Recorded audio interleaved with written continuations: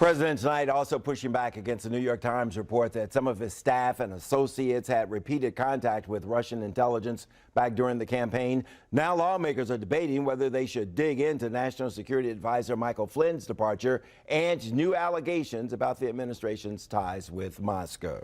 Every day, we see new evidence of the financial, personal, and political grip the Russians have on President Trump.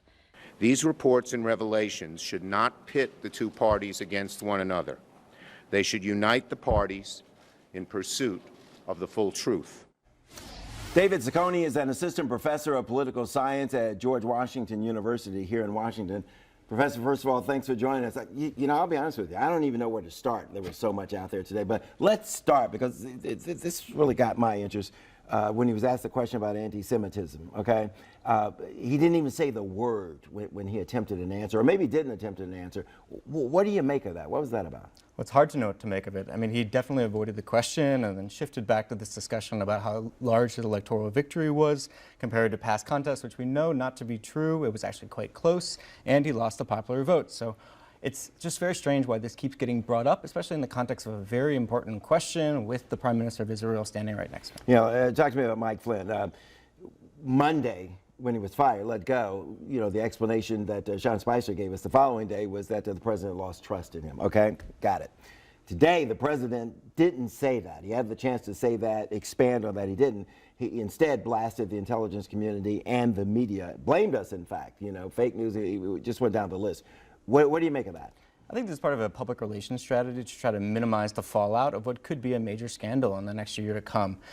We really don't know what happened between Trump and Flynn. We know he knew about it a long time before the decision was made to ask for his resignation, but we don't know any details about what kind of information he had besides the report about Acting Assistant General Yates giving him that report. Yeah. So what we really need to find out is how much contact the Trump campaign had with the Russians before the election and after, and what those communications actually consisted of. Yeah, and you roll into that, the New York Times report today, you know, that other people in the Trump campaign or associates of the now president also had some kind of contact. A lot of questions there. Democrats obviously pushing. It's almost a gift to the Democrats, okay? They needed something. Okay, now you got it. But it really puts the Republican leadership in a bind, right? And it's too early to tell how much the public is going to react to this story. With the quick news cycle, we could have something else on our front pages the day after tomorrow, and people would have looked past this. Whether or not House representatives, especially from the Republican Party, feel under pressure from their constituents to push for a congressional investigation, that's going to mean a lot, whether or not we get the full story of how extensive those contacts were during the campaign. Tell me what you think about this. Weigh in on this. I think Donald Trump understands optics, and I think sometimes we sell him short on that. A case in point, I'm watching the press conference with Benjamin Netanyahu today. They didn't even go behind closed doors and meet and come out with their prepared statements, you know, like you normally do. You say this and I'll say this.